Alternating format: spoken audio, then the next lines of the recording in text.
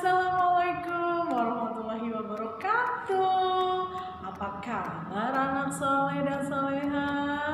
Alhamdulillah, luar biasa. Allahu Akbar. Yes. Semoga anak soleh dan soleha selalu sehat, ya, selalu dalam lindungan Allah dan tetap semangat. Bertemu lagi nih dengan Bu Herti di pelajaran Akidah Akhlak. Nah, sekarang Bu Herti mau membahas tentang dua Asmaul Husna. Nah, yang dulu pernah ya kita belajar Asmaul Husna, Ar-Rahman, Ar-Rahim, dan Al-Malik. Nah, sekarang kita tambah lagi dua lagi nih, Al-Ahad dan Al-Khaliq, ya. Anak soleh dan soleha masih ingat Asmaul Husna itu berjumlah berapa ya? Asmaul Husna berjumlah 99. Nah, masih ada yang ingat gak Asmaul Husna itu artinya apa? Asmaul Husna artinya nama-nama yang baik untuk Allah, ya. Nah, sekarang kita akan belajar tentang Asmaul Husna dua, ya. Sekarang kita ada tambahan dua Asmaul Husna dalam pelajaran ini, dua Asmaul Husna dan kisah Nabi Ibrahim. Nah, yang pertama yaitu Asmaul Husna Al-Ahad. Ikutin dulu Bu Herti ya. Al-Ahad itu artinya apa ya? Ada yang tahu? Al-Ahad artinya Allah Maha Esa. Esa itu tunggal, Esa itu satu. Jadi Allah itu satu, tunggal. Tidak ada Tuhan selain Allah, ya. Sekarang anak soleh dan soleha ikutin Bu Herti ya. Al-Ahad, Al-Ahad Maha Esa. Al-Ahad Maha Esa. Al-Ahad Maha Esa. Al-Ahad Maha Esa. Nah, kenapa sih Allah itu dibilang Maha Esa? Nah, Esa itu kan tunggal satu. Jadi Allah itu Maha Esa, tunggal satu, ya. Tidak ada Tuhan selain Allah, ya. Jadi tidak boleh tuh kita menyembah kepada selain Allah, ya. Misalkan itu ada yang menyembah pohon. Menyembah pohon boleh tidak? Tidak boleh, ya, karena Tuhan kita itu Allah, bukan pohon. Pohon pun diciptakan oleh Allah, ya. Bagaimana kalau misalkan Tuhan kita itu banyak? Pusing dong. Aku bingung mau menyembah siapa ya? Nah, jadi bingung kan? Dunia ini akan kacau kalau Tuhannya jadi banyak, ya. Nah, jadi Tuhan kita itu satu, yaitu Allah, tunggal, Maha Esa. Tidak ada Tuhan selain Allah, ya. Tidak ada matahari, bulan, itu semuanya bukan Tuhan, ya. Itu adalah ciptaan Allah, ya. Tuhan kita itu hanya satu, yaitu Allah Subhanahu wa Ta'ala, ya. Yang wajib kita sembah, ya. Yang wajib kita ikuti segala perintahnya dan kita jauhi segala larangannya. Nah, itu adalah Al-Ahad. Ulangi lagi, Al-Ahad itu yaitu Maha Esa, Allah Maha Esa. Nah, sekarang yang kedua yaitu Al-Khaliq. Al-Khaliq artinya Allah Maha Pencipta. Sekarang ikutin Bu Herti ya. Al-Khaliq, Maha Pencipta. Al-Khaliq, Maha Pencipta. Al-Khaliq, Maha Pencipta. Al-Khaliq, Maha Pencipta. Jadi Al-Khaliq itu artinya Maha Pencipta. Kenapa Bu Guru Allah disebut Maha Pencipta? Ya, kenapa Allah disebut Maha Pencipta? Karena Allah yang menciptakan segala sesuatu, ya.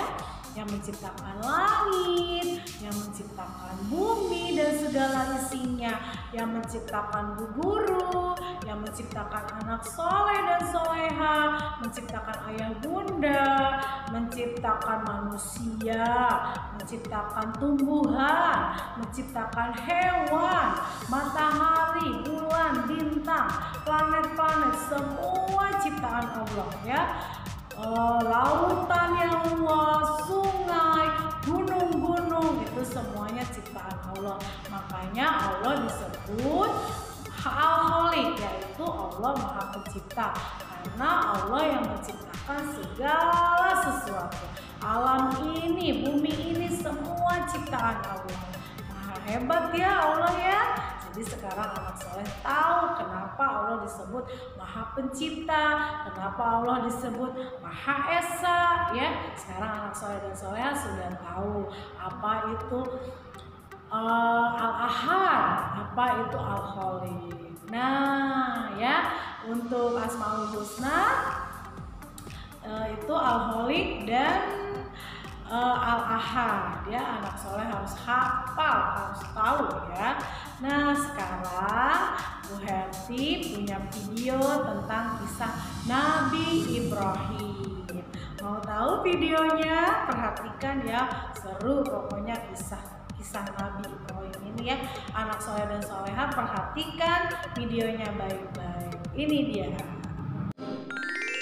Kisah Nabi Ibrahim. Nabi Ibrahim lahir dan dibesarkan di Padang Aram, daerah Irak, dan termasuk dalam wilayah kerajaan Babilonia. Pada masa itu, bangsa Babilonia menyembah banyak dewa. Ayah Ibrahim bernama Azar, seorang pembuat patung berhala. Patung-patung itu juga dijual kepada penduduk sekitar untuk menjadi sembahan mereka. Allah memberi Ibrahim pikiran yang cerdas dan kritis, serta keberanian yang besar. Dia mengilhamkan pemahaman kepada Ibrahim bahwa menyembah patung-patung itu adalah kesesatan yang nyata. Ibrahim bertanya dalam hati, "Ayah, mengapa ayah menjadikan patung-patung itu sebagai Tuhan? Bukankah ayah yang membuatnya? Bukankah patung-patung itu tidak bisa mendengar doa-doa kita?" Dia berpikir keras, siapakah sebenarnya Tuhan yang pantas dipuja, dimintai pertolongan dan perlindungan?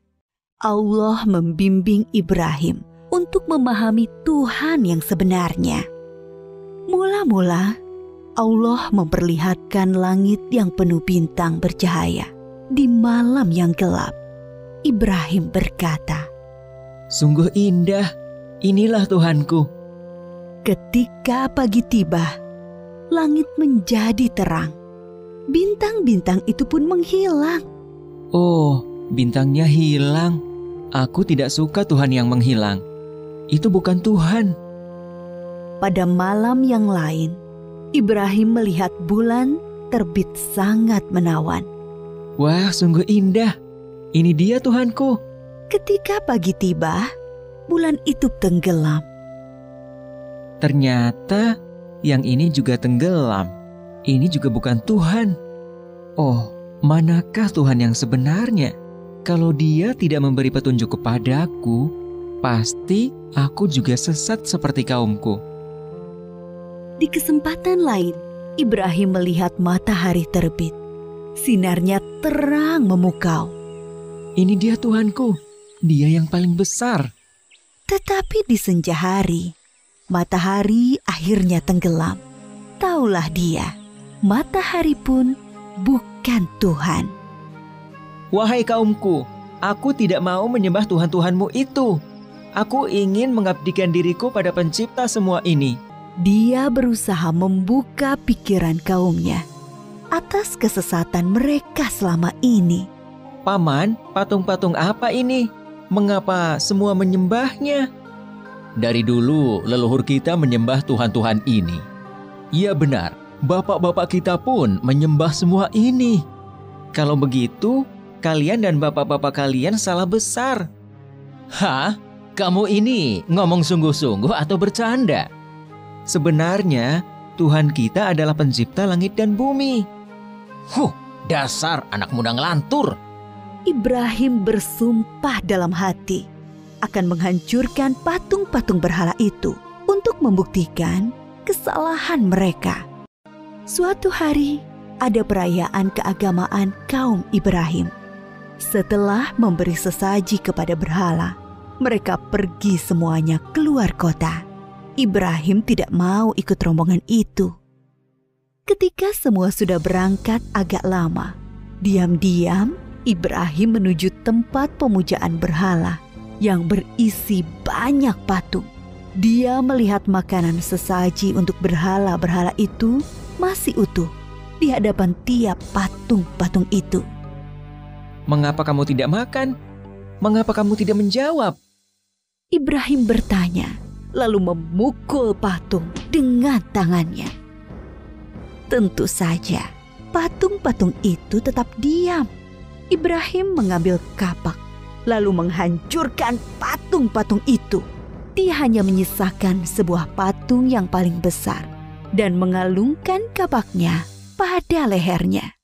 Ketika kaumnya pulang dari luar kota, mereka melihat patung berhala mereka hancur.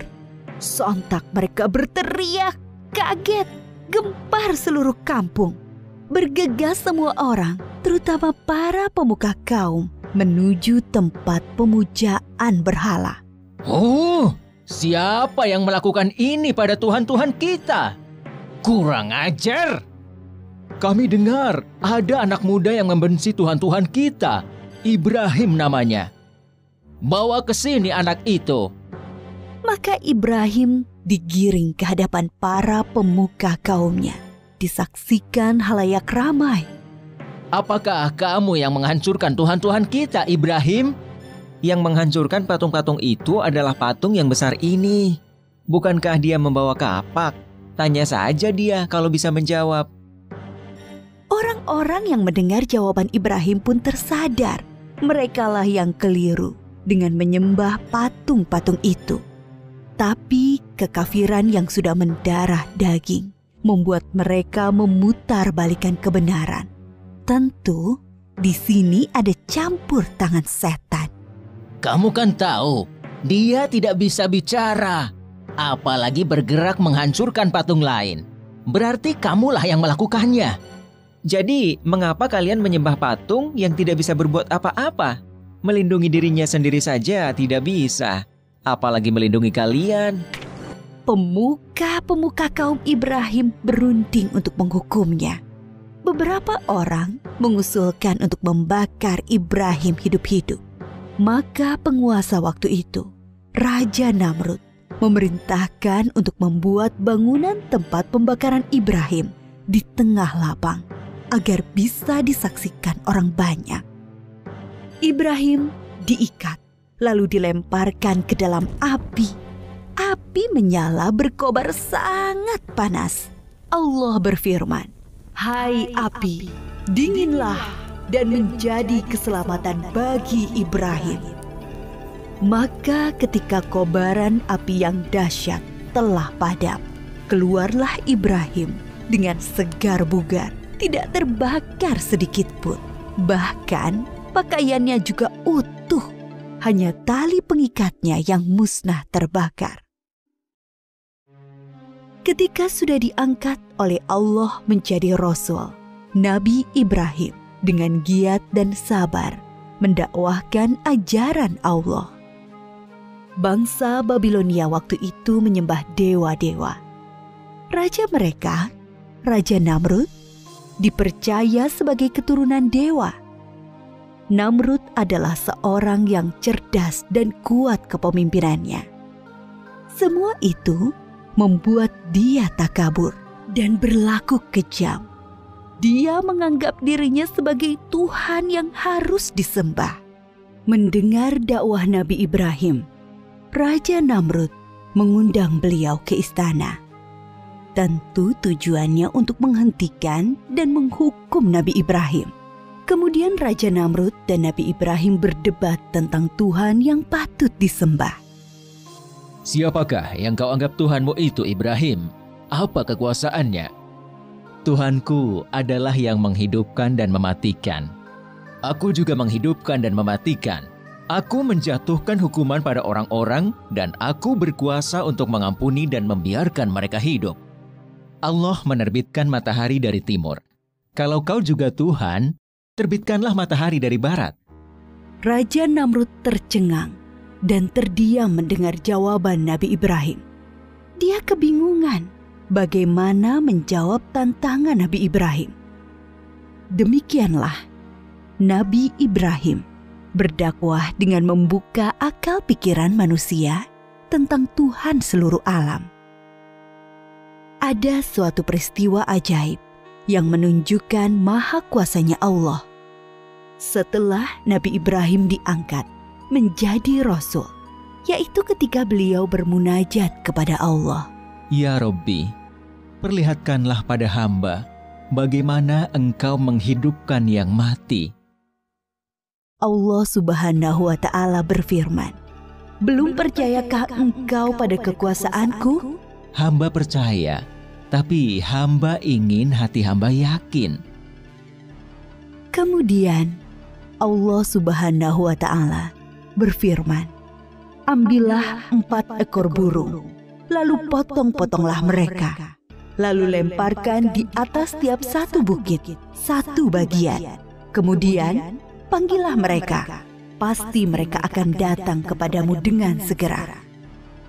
Nabi Ibrahim melakukan yang diperintahkan Allah, maka keimanannya bertambah mantap. Kepada bapaknya, Nabi Ibrahim tidak putus asa mengajak meninggalkan penyembahan berhala. "Wahai ayahku, mengapa ayah menyembah sesuatu yang tidak bisa mendengar dan melihat, serta tidak dapat berbuat apa-apa untuk menolongmu? Sesungguhnya Allah memberi aku ilmu. Ikutilah aku, wahai ayahku, jangan ikuti setan. Aku takut engkau akan ditimpa azab." "Bencikah kau pada Tuhan-Tuhanku Ibrahim? Diam! Kalau tidak, kau akan aku rajam. Pergilah, tinggalkan aku." "Selamat berpisah ayah, semoga keselamatan dilimpahkan kepadamu. Aku akan memohonkan ampunan dan hidayah untukmu." Nabi Ibrahim terus memohonkan ampunan Allah untuk Azar, sampai kemudian jelas baginya bahwa Azar tidak mau beriman dan terus memusuhi Allah. Allah melarang memohonkan ampunan bagi orang-orang kafir.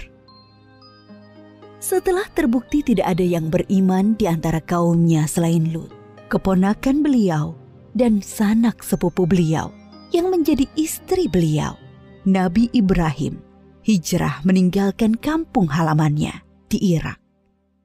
Atas perintah Allah, beliau menuju Palestina atau Syam bersama istri dan keluarga Lut. Di Palestina, Nabi Ibrahim terus berdakwah kepada penduduk setempat. Sambutan penduduk Palestina terhadap dakwah beliau kurang bagus. Akhirnya muncul paceklik dan wabah penyakit di sana. Atas perintah Allah, Nabi Ibrahim dan Nabi Lut berpisah. Nabi Lut dan keluarganya menuju Sadum di Syam, sedangkan Nabi Ibrahim bersama dengan Bunda Sarah menuju Mesir. Saat itu, Mesir diperintah oleh sang raja yang zalim, yang menyukai wanita-wanita cantik untuk dijadikan selir-selirnya. Tidak peduli wanita itu bersuami atau tidak. Bila wanita itu bersuami, maka suaminya akan dibunuh. Raja Mesir bermaksud buruk pada Bunda Sarah yang cantik. Maka Nabi Ibrahim berbohong bahwa beliau adalah saudara Sarah, supaya tidak dibunuh oleh raja. Allah menghalangi niat jahat sang raja. Raja mengembalikan Bunda Sarah kepada Nabi Ibrahim dan memberi hadiah seorang pelayan untuk Bunda Sarah. Pelayan istana itu seorang kulit hitam yang santun dan bernama Hajar. Nabi Ibrahim tinggal beberapa lama di Mesir. Dimanapun, Nabi Ibrahim selalu mendakwahkan pengabdian kepada Allah Subhanahu wa Ta'ala. Tetapi bumi Mesir ternyata juga bukan tempat yang baik untuk perkembangan dakwah. Maka Allah memerintahkan untuk hijrah kembali ke Palestina. Sekian puluh tahun berkeluarga, Nabi Ibrahim belum dikaruniai anak. Meskipun tak henti-henti beliau berdoa, memohon keturunan. Menyadari dirinya ternyata mandul dan semakin tua, Bunda Sarah meminta Nabi Ibrahim untuk menikahi Hajar, pelayan mereka yang solehah dan setia. Dari perkawinan Nabi Ibrahim dan Bunda Hajar, lahirlah Ismail. Kebahagiaan Nabi Ibrahim dan Ibunda Hajar ternyata membuat tidak nyaman pikiran Bunda Sarah. Teringat akan dirinya yang mandul, membuat pilu hati beliau. Nabi Ibrahim menyadari dan memahami situasi ini. Allah memerintahkan beliau menempatkan Ismail dan ibunya terpisah dengan Bunda Sarah. Suatu hari, Nabi Ibrahim menyuruh Bunda Hajar untuk berkemas-kemas. Mereka akan mengadakan perjalanan jauh. Ismail yang masih menyusu pada ibunya tentu dibawa pula. Mereka melintasi rute yang panjang dan akhirnya sampailah ke suatu tempat yang sangat gersang.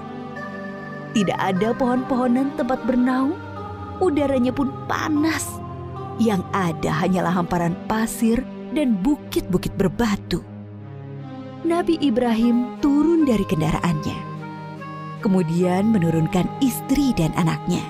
Tanpa berkata apa-apa, beberapa saat kemudian beliau beranjak dan pergi meninggalkan keluarganya. Ibunda Hajar yang melihat keanehan ini segera berteriak memanggil, "Ibrahim, hendak kemana? Kenapa kau biarkan kami sendirian di sini?" Nabi Ibrahim tidak menjawab, hanya menunduk terus berjalan. "Ibrahim, apakah ini perintah Allah?" Iya. "Kalau begitu aku yakin Allah tidak akan membiarkan kami." Ibunda Hajar begitu sabar dan ridho pada keputusan Allah. Nabi Ibrahim sebenarnya tidak tega meninggalkan keluarganya di tempat terpencil dan gersang itu. Tetapi keyakinan akan kebenaran Allah dan kemurahan Allah menjadikan beliau mematuhi perintah yang sulit ini. Dengan berlinang air mata, beliau berdoa sebelum kembali ke Palestina. Tuhanku, aku telah menempatkan keluargaku di tempat gersang ini, di dekat rumah-Mu, Ka'bah. Mudah-mudahan mereka menegakkan sholat dan jadikanlah hati manusia senang kepada mereka. Dan berikanlah mereka rizki buah-buahan supaya mereka bersyukur. Kurang lebih 10 tahun kemudian, sekitar Ka'bah sudah menjadi tempat yang ramai berkat munculnya sumber air Zam-Zam. Banyak orang bermukim di sana. Ibunda Hajar dan Ismail sangat dihormati oleh penduduk karena mereka dianggap pemilik sumber air itu. Ismail tumbuh menjadi anak yang tampan, santun, dan sabar. Suatu ketika, Nabi Ibrahim mengunjungi keluarganya di Mekah. Setelah beberapa lama tinggal di sana, suatu malam beliau bermimpi menyembelih Ismail. Nabi Ibrahim termangu-mangu memikirkan mimpinya. Wahyu dari Allah atau godaan setan? 2 malam berikutnya, mimpi yang sama terulang. Maka pagi harinya, setelah mimpi yang ketiga, beliau yakin ini perintah Allah yang harus dilaksanakan walaupun terasa sangat berat di hati. Nabi Ibrahim bermusyawarah dengan keluarganya tentang mimpi itu. Anakku, aku melihat dalam mimpi, aku menyembelihmu. Pikirkan, apa pendapatmu? Ismail sangat memahami bahwa ayahnya adalah Nabi Allah. Mimpi para nabi adalah wahyu ilahi. Dengan mantap dia menjawab, Ayah, laksanakan perintah Allah. Insya Allah, aku akan sabar menerimanya. Bertambah rasa syukur Nabi Ibrahim. Bertambahlah kecintaan kepada anaknya. Bertambah mantap pula hati beliau melaksanakan perintah yang sulit itu. Berangkatlah Nabi Ibrahim dan Ismail menuju Mina. tempat penyembelihan. Sepanjang jalan, iblis menggoda mereka agar mengurungkan niat pengorbanan Ismail. Ibrahim, dasar ayah tidak punya perasaan. Anak sendiri mau disembelih. Ingat, kau berdoa puluhan tahun meminta anak. Allah sudah memberimu anak yang soleh. Sekarang kau mau sembelih, ha? Nabi Ibrahim mengambil kerikil-kerikil dan melempari iblis. Beliau tidak bergeming dengan godaan-godaan itu. Hatinya dipenuhi keyakinan yang mantap kepada Allah. Begitu pula Ismail.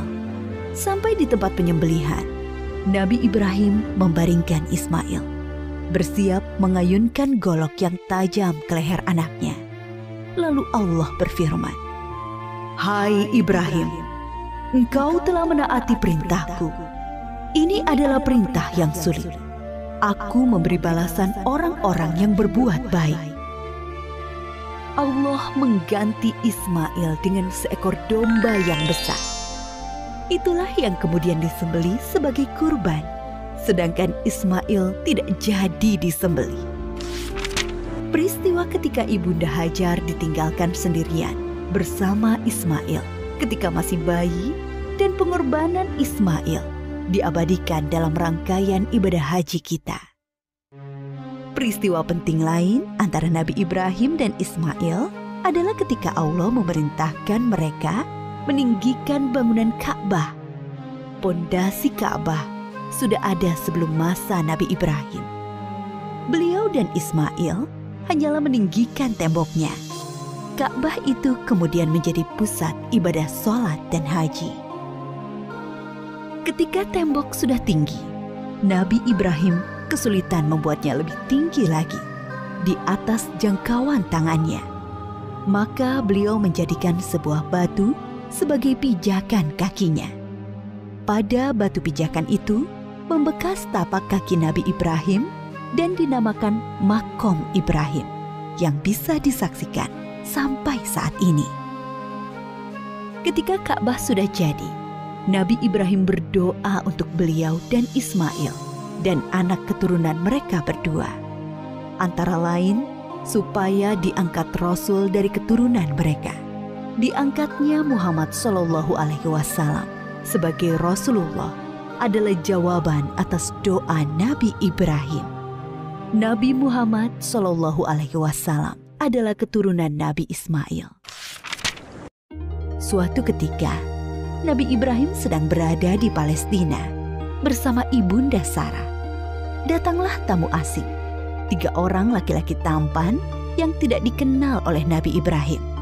Nabi Ibrahim meminta Ibunda Sarah memasak sapi panggang untuk menjamu tamu-tamu itu. Nabi Ibrahim memang sangat menghormati tamu. Setelah hidangan siap, Nabi Ibrahim mempersilahkan tamu-tamunya makan. Tetapi para tamu itu sama sekali tidak menyentuh hidangan yang lezat itu. Timbul rasa takut dalam hati Nabi Ibrahim. Jangan takut, kami adalah malaikat utusan Allah. Kami tidak makan dan tidak minum.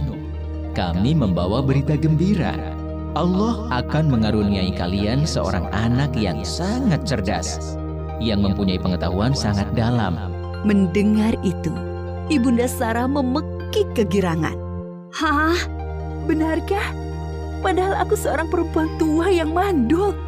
Adakah tugas kalian yang lain, wahai para malaikat? Sebenarnya kami diutus untuk menurunkan hukuman bagi penduduk Syadum karena mereka keterlaluan. Tapi di sana ada Lut dan orang-orang beriman. Siksa ini hanya mengenai orang-orang yang durhaka. Lut, keluarga serta pengikutnya akan selamat, kecuali seorang istrinya yang jahat. Dia turut binasa. Nabi Ibrahim dikaruniai keturunan di masa tuanya. Beliau sendiri dikaruniai umur panjang. Dari keturunan Nabi Ismail, kelak akan lahir Nabi Muhammad. Sedangkan dari keturunan Nabi Ishak, lahir nabi-nabi Bani Israel. Semua nabi yang ada dalam Al-Quran setelah Nabi Ibrahim adalah keturunan beliau. Maka Nabi Ibrahim disebut juga bapak para nabi. Nabi Ibrahim disebut juga sebagai bapak tauhid yang pertama mengajarkan bahwa Allah adalah Tuhan semesta alam. Para nabi sebelumnya hanya mengajarkan sebatas Tuhan suatu kaum. Nabi Ibrahim diberi gelar Khalilullah, artinya kekasih Allah. Banyak keteladanan yang diajarkan Nabi Ibrahim, yaitu teladan dalam menghormati tamu, menjadi seorang yang hanif, yang mengikuti kebenaran, selalu patuh pada perintah Allah, pemberani, sekaligus penyantun kepada orang tua dan manusia umumnya. Banyak kemiripan ajaran Nabi Ibrahim dengan Islam. Dari peristiwa Isra Mi'raj, Nabi Muhammad bercerita bahwa sosok Nabi yang paling mirip dengan beliau adalah Nabi Ibrahim. Nah, itu tadi video kisah Nabi Ibrahimnya. Seru kan anak soleh dan soleha? Sekarang anak soleh dan soleha sudah tahu kan siapa itu Nabi Ibrahim ya. Jadi Nabi Ibrahim itu adalah anak seorang pemahat berhala atau patung. Jadi pada zaman dulu ayahnya dari Nabi Ibrahim itu menyembah berhala. Berhala itu patung ya. Sampai akhirnya Nabi Ibrahim itu mencari Tuhannya. Kok patung itu dibuat sendiri, disembah gitu kan. Jadi Nabi Ibrahim bingung gitu. Masa Tuhan dibikin sendiri, dipahat sendiri, disembah sendiri. Nah akhirnya Nabi Ibrahim merenung. Itu bukan Tuhan aku. Nabi Ibrahim merenung. Nah tugas hari ini yaitu anak soleh dan soleha menceritakan kembali kisah Nabi Ibrahim ya. Jadi nanti anak soleh menceritakan kembali tuh. Tadi kan anak soleh dan soleha sudah lihat kan videonya, video tentang kisah Nabi Ibrahim. Nah nanti tugasnya anak soleh dan soleha bikin cerita lagi, diulang lagi, anak soleh kisahkan lagi tentang Nabi Ibrahim dengan video pendek ya, dibantu sama ayah sama bunda di rumah ya. Jadi anak soleh bercerita lagi, menceritakan kisah tentang Nabi Ibrahim ini, nanti mama yang videoin. Oke, berarti kasih waktu selama 1 minggu. Siap, harus siap ya. Belajar bercerita, belajar mengungkapkan apa yang tadi kita lihat, kita ungkapkan lagi. Oke, siap, tetap semangat. Nah, anak soleh dan soleha, pelajaran hari ini untuk akidah halal cukup sekian. Semoga apa yang kita pelajari hari ini membawa manfaat untuk kehidupan kita di dunia dan di akhirat, dan selalu diridhoi oleh Allah. Tetap semangat ya anak soleh dan soleha. Nah, Bu Herti akhiri. Assalamualaikum warahmatullahi wabarakatuh.